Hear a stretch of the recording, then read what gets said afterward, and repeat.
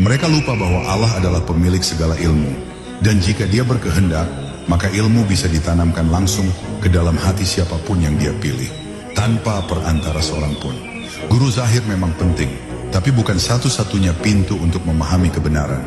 Kadang Allah mengajarkan langsung, karena ada sesuatu yang tak bisa disampaikan lewat kata-kata manusia. Ilmu laduni bukan berarti menolak guru, tapi ia terjadi ketika Allah sendiri menjadi guru. Bukan karena sombong tak ingin belajar dari sesama, tapi karena jalan hidup yang dilaluinya membentuk keadaan yang berbeda. Kadang seseorang diasingkan dari para guru, bukan karena ia tidak layak belajar, tetapi karena ia sedang dibentuk oleh Tuhan secara langsung. Di saat banyak orang sibuk mencari guru luar, ia justru dipaksa menghadap ke dalam. Bukan untuk menutup diri, tapi agar ia mengenal suaranya yang halus di kedalaman jiwanya. Jalan ini memang tidak umum dan seringkali membingungkan, karena seseorang yang diproses tanpa guru zahir akan banyak mengalami keraguan dalam dirinya sendiri. Ia akan diuji tidak hanya dengan sepi dan sunyi, tapi juga dengan bisikan-bisikan batin yang sulit dibedakan antara ilham dan lintasan nafsu. Maka jalan ini menuntut keteguhan jiwa yang luar biasa. Tidak semua orang sanggup menjalaninya. Sebab ketika tak ada guru yang membimbing dari luar, maka satu-satunya penuntun hanyalah kejujuran batin dan pengawasan Allah yang dirasakan secara langsung. Rahasia di balik proses ini adalah penyucian. Ketika Allah menahan seseorang dari berguru secara lahir, itu seringkali bukan karena kekurangan, tapi justru karena ada misi tertentu yang lebih dalam. Ia dibentuk untuk tidak bergantung kepada siapapun kecuali kepadanya. Ia diajari untuk langsung bersandar kepada zat, bukan kepada makhluk.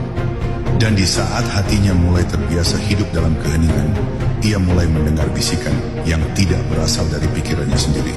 Ia mulai merasakan getaran makna dalam setiap ayat, meskipun tak ada yang menafsirkannya secara verbal. Itulah awal mula terbukanya pintu ilmu laduni.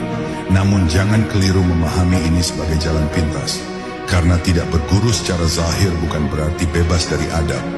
Justru, jalan ini menuntut adab yang lebih dalam, lebih halus, dan lebih murni.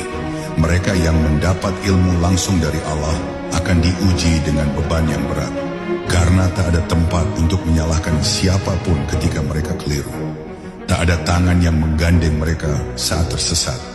Maka satu-satunya sandaran mereka hanyalah Allah, dan mereka belajar untuk menggantungkan seluruh hidupnya hanya kepadanya, bukan kepada pengetahuan, bukan kepada pengalaman, tapi hanya kepada nur ilahi yang menuntun dari dalam. Banyak wali Allah yang mengalami fase ini. Mereka seperti manusia biasa di mata orang awam, tapi ruhani mereka telah sampai ke tempat yang tak bisa dijangkau oleh pemikiran biasa. Mereka tak dikenal sebagai murid dari ulama besar, tapi hikmah keluar dari lisan mereka dengan kematangan yang membuat orang tertegun. Mereka tidak dipromosikan oleh institusi manapun, tapi Allah yang memperkenalkan mereka kepada hati manusia.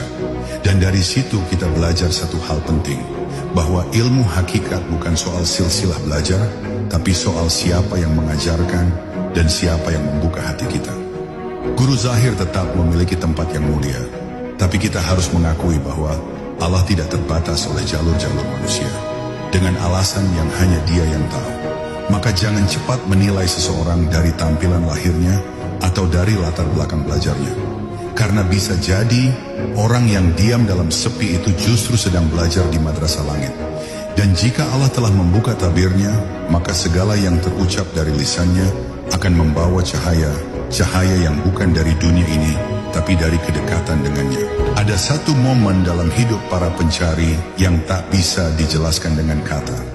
Sebuah momen di mana tiba-tiba mereka memahami sesuatu yang sebelumnya tak pernah mereka pelajari.